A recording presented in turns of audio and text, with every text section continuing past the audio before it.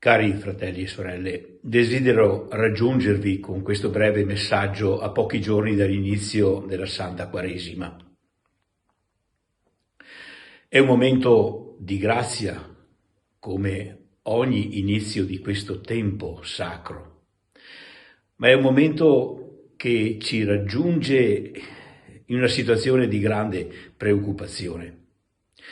Stiamo appena vedendo, almeno così speriamo, la luce alla fine del tunnel della lunga pandemia, quando siamo stati sorpresi dall'imprevisto aumento molto accentuato di costi dell'energia, dalla ripresa dell'inflazione, con le conseguenze che questo potrà avere nella nostra società.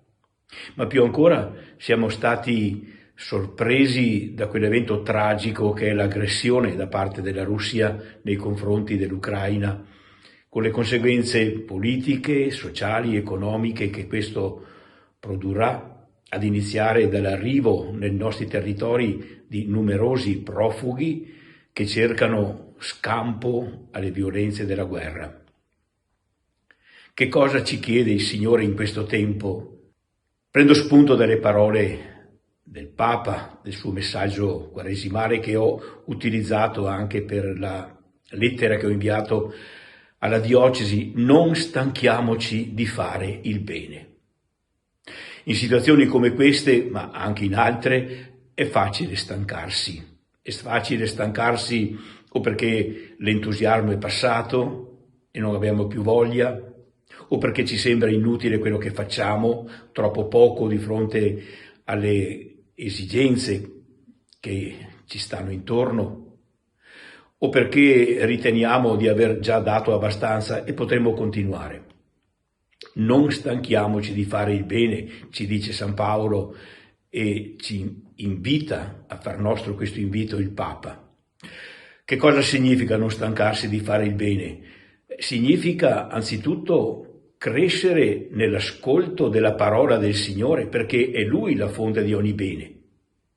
Non stancarsi di ascoltare la sua parola, di credere alle promesse che essa contiene. Non stancarci di pregare in modo tutto particolare perché questa violenza della guerra abbia termine al più presto, perché siano ritrovati sentieri di pace fra i popoli e fra le persone. Ecco anzitutto un modo per non stancarsi, ma ugualmente non stanchiamoci di fare il bene, estirpando anche quelle radici di male che sono presenti nella nostra vita e nelle relazioni personali e comunitarie, in modo particolare l'aggressività, i contrasti, i conflitti risolti egoisticamente, la chiusura e l'estraneità alle altre persone.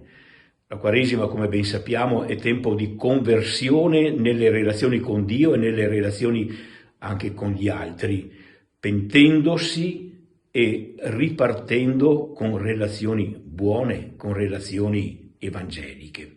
E infine ci ricorda il Papa, non stancarsi di fare il bene significa operare gesti di carità.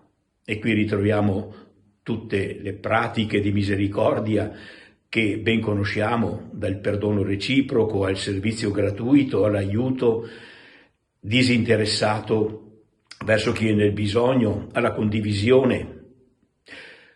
Io credo che se noi operiamo secondo queste vie, che sono tra l'altro le tradizionali pratiche della preghiera, del digiuno e dell'elemosina, tradotte in altre parole, allora davvero noi mieteremo. Se non desistiamo di fare il bene, allora mieteremo. Un'altra direzione, io credo, in cui non dobbiamo stancarci è quella che ho ricordato con la lettera pastorale di inizio anno, a settembre: non stanchiamoci di camminare insieme. È tempo di rinnovo degli organismi di partecipazione, molte parrocchie, molte unità pastorali sono già a buon punto e sento notizie consolanti a questo riguardo, con frutti migliori di quello che si temeva qualche mese fa. è un segno buono. Non stanchiamoci però di camminare insieme, di dare quello che possiamo perché la nostra comunità cresca come partecipazione, come corresponsabilità da parte di tutti. I doni di ciascuno possono essere messi a servizio di tutti. Questo è operare il bene. Non stanchiamoci di farlo. Chiediamo che il Signore ci accompagni e ci sostenga in questo cammino, che è un cammino certamente faticoso e a volte anche pieno di dubbi. Tuttavia confidiamo nella parola del Signore. Egli non manca di sostenere chi confida in Lui. Ci accompagni la Beata Vergine Maria e i nostri santi patroni.